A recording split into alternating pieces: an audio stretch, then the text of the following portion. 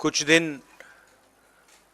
पहले पार्लियामेंट का special session announce हुआ और काफ़ी फैनफेयर से पुरानी पार्लियामेंट बिल्डिंग से नई पार्लियामेंट बिल्डिंग में ट्रांजिशन हुआ।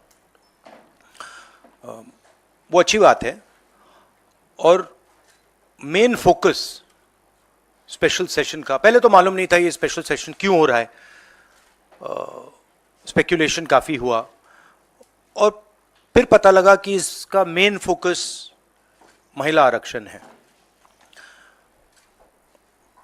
उसके बाद महिला आरक्षण तो बड़ी अच्छी चीज है, उसके बाद ये दो क्लॉजेज, इसमें दो फुटनोट्स हमें मिले। एक की महिला आरक्षण करने से पहले, महिला आरक्षण देने से पहले हमें सेंसस करना पड़ेगा और दूसरा डिलिमिटेशन करना पड़ेगा और इन दोनों चीजों को करने के लिए बहुत साल लगेंगे। सच्चाई यह है कि महिला आरक्षण को आज किया जा सकता है। 33% आज जो सीट्स हैं लोकसभा में, विधानसभा में, वो महिलाओं को दी जा सकती हैं। कोई कॉम्प्लिकेटेड मामला नहीं है, मगर सरकार वो नहीं करना चाहती है। सरकार ने ये देश के सामने रख दिया है, मगर रियलिटी ये है कि ये इंप्लीमेंट आज से 10 साल बाद होगा। ये भी नहीं मालूम कि होगा या नहीं होगा। तो एक प्रकार से ये डिस्ट्रैक्शन टैक्टिक है, डाइवर्जन टैक्टिक है। डाइवर्जन किस चीज से हो रहा है? डाइवर्जन ओबीसी सेंसस से हो रहा है। मैंने पार्लियामेंट में सिर्फ एक इंस्टीट्यूशन के बारे में बात की, वो जो हिंदुस्तान की सरकार का सेंटर है, कोर है, जो हिंदुस्तान की सरकार को चलाता है, कैबिनेट सेक्रेटरी एंड सेक्रेटरीज। और उसमें मैंने एक छोटा सा सवाल पूछा। प्रधानमंत्री कहते हैं कि वो ओबीसी के लिए बहुत काम कर रहे हैं। अगर प्रधानमंत्री इतना काम कर रहे हैं तो 90 लोगों में से सिर्फ 3 लोग ओबीसी कम्युनिटी से क्यों हैं? पहला सवाल।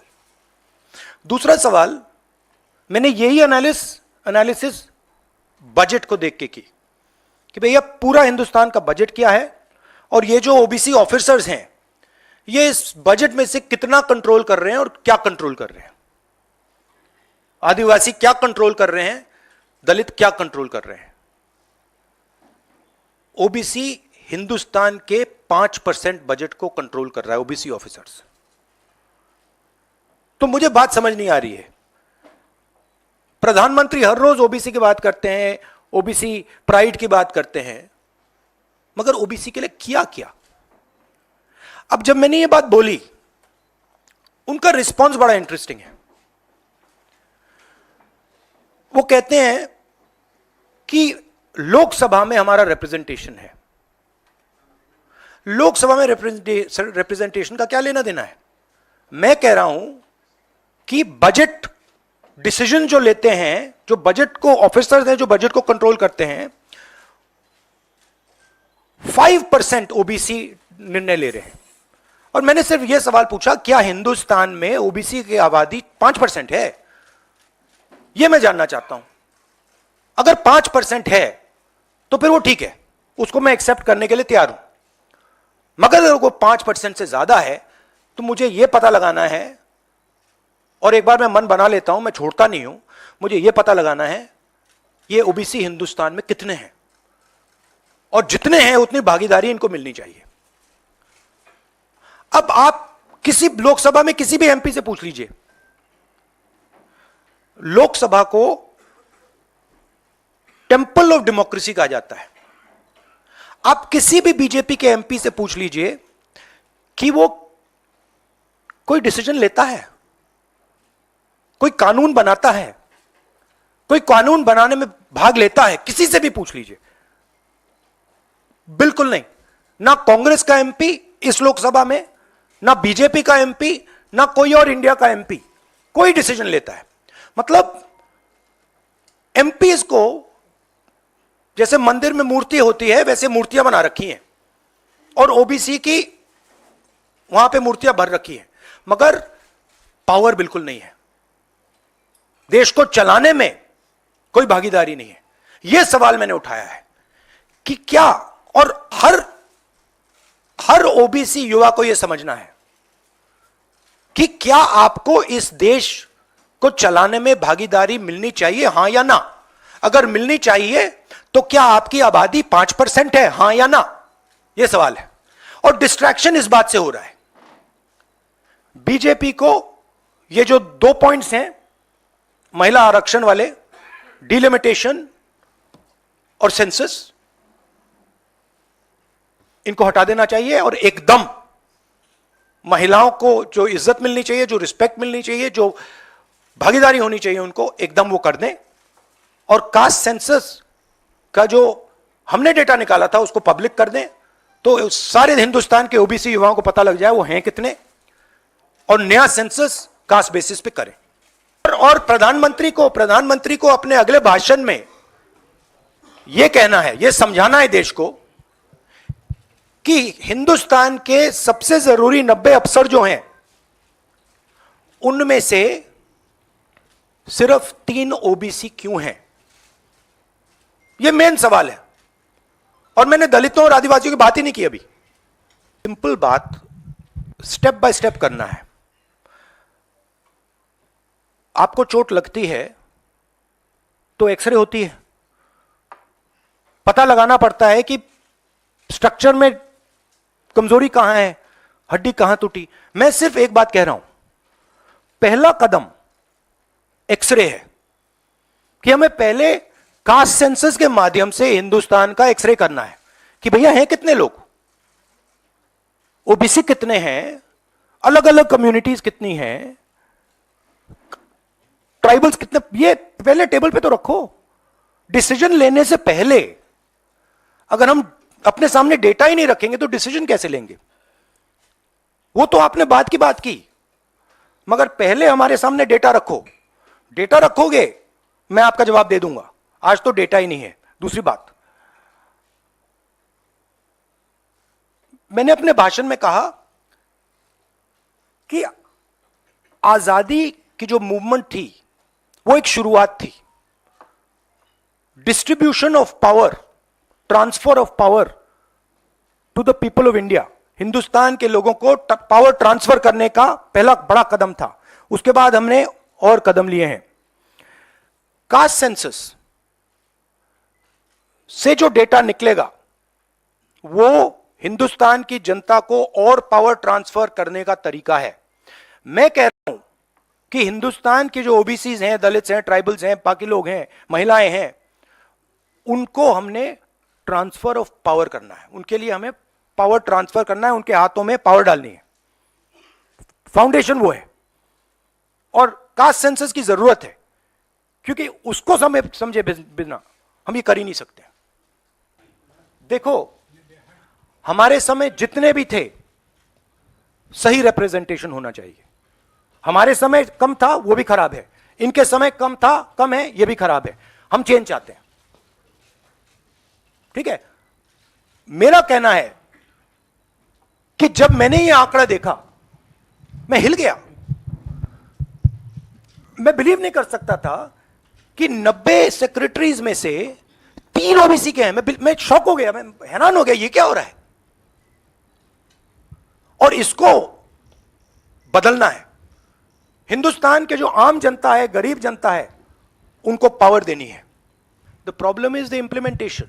सो what they have said is, we are placing a bill on the floor of the house, but we will implement it 10 years from now. What does that mean? That's like the Prime Minister saying, you know, we are going to place a bill on OBC caste census in the floor of the house, and we are going to do it in 30 years. What does it mean? Means nothing. So we agree with the bill. Remove these 2 clauses and make it happen today, and don't insult the intelligence of India's women. Because India's women understand what you're doing. Mr. Gandhi, what has changed since 2010 to now that you have shifted your stance on OBC support? We have not shifted our stance. You're maybe not well informed. We are the party that did the caste census. We carried out an entire census getting caste data. We didn't release it at the time. There was a discussion, internal discussion. We should have released it at the time, and it should be released now. There is no change in our view on this. Sir, there was near unanimity in the passage of the bills. Do you think that a wider consultation process should have been followed before bringing the bill in the special session? We are okay with the bill. We have supported the bill. Right? Please understand the technicality. We are in full support of the bill. We don't agree with the two little footnotes that have been put in the bill that basically mean that the bill is going to be implemented 10 years from today. We support the bill. Everybody, there's nobody in the house who didn't support the bill. Rahul ji, मेरा सवाल ये है कि जब भी आप कोई issue उठाते हैं तो आप लोग खासतौर पे राहुल जी आपके ऊपर, आपके परिवार के ऊपर और आपकी पुरानी सरकार के ऊपर पर्सनल अटैक किए जाते हैं, आप लोगों के ऊपर अटैक किया जाता है। आपने ओबीसी का मुद्दा उठाया, आप लोगों के ऊपर अटैक किया गया और उसके बाद आप बेबाकी से आपने बोला भी कि मैं रिग्रेट करता हूं कि हमारी सरकार में इसको शामिल कर लिया जाता तो बेहतर होता। आखिर सरकार की क्या मंशा है? 6 महीने के बाद लोकसभा चुनाव है, 5 राज्यों में विधानसभा चुनाव है, सरकार की क्या मंशा है कि ऐसे वक्त में बिल लाया गया, पास करा लिया गया, डिलिमिटेशन और परसिमन की कोई बात नहीं हुई? नहीं, मुझे, जैसे मैंने कहा, मुझे लगता है कि ये एक डिस्ट्रैक्शन टैक्टिक है और 2 मुद्दों से बीजेपी घबराती है, डिस्ट्रैक्ट कराना चाहती है और ये रिलेटेड हैं। एक है अदानी जी, जो देश का पूरा धन अपने हाथों में कॉन्सेंट्रेट कर रहे हैं, और दूसरा कास्ट सेंसस। तो ये रिलेटेड चीजें हैं और इन दोनों बटन को जब मैं दबाता हूं, जैसे यूं दबाता हूं, बीजेपी एकदम जंप करती है। तो क्यों करती है? क्योंकि वो जो ओबीसी कम्युनिटी है, सचमुच में उनको पावर नहीं देना चाहती है और वो पावर अदानी जी के हाथ में कॉन्सेंट्रेट करना चाहती है।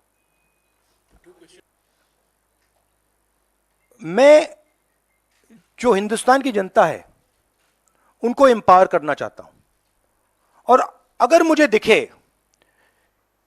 कि ओबीसी कम्युनिटी जो है, जो बहुत बड़ी कम्युनिटी है, किसी को नहीं मालूम कितने लोग हैं, बट लोग कहते हैं 50% तक हो सकते हैं। जब मुझे दिखता है कि एक कम्युनिटी है जिसमें हिंदुस्तान की 50% आबादी है और गवर्नमेंट ऑफ इंडिया के सेक्रेटरीज में 3 लोग हैं, 90 में से 3, और वो 5% बजट को कंट्रोल करते हैं, तो मुझे गुस्सा आता है, इरिटेशन होती है। इस देश में हो क्या रहा है? एक तरफ हम अदानी जी को देश के पूरे इंस्टीट्यूशंस पकड़ाने हैं, नरेंद्र मोदी जी, और दूसरी तरफ जो हिंदुस्तान की रीढ़ की हड्डी है, जो हिंदुस्तान को चलाते हैं, उनको हम हिंदुस्तान को चलाने में, सरकार को चलाने में कोई जगह नहीं देते हैं, दबा के निकाल देते हैं। तो इससे मुझे इरिटेशन हो रही है और जैसे ही हमारी सरकार आएगी, हमने वहां पे कर्नाटक में कहा था कि जिस दिन आएगी उस दिन हमारी 5 गारंटीज लागू हो जाएंगी। यहां भी मैं कह रहा हूं, हमारी सरकार आएगी, कास्ट सेंसस होगा और देश को पता लगेगा कि हमारे ओबीसी भाई कितने हैं, दलित भाई कितने हैं, और उनको देश को चलाने में भागीदारी मिलेगी। यह मैं आपको कह रहा हूं। यह छोटी प्रोसेस नहीं होगी, एक दिन में नहीं होगा, मगर नियत समझिए।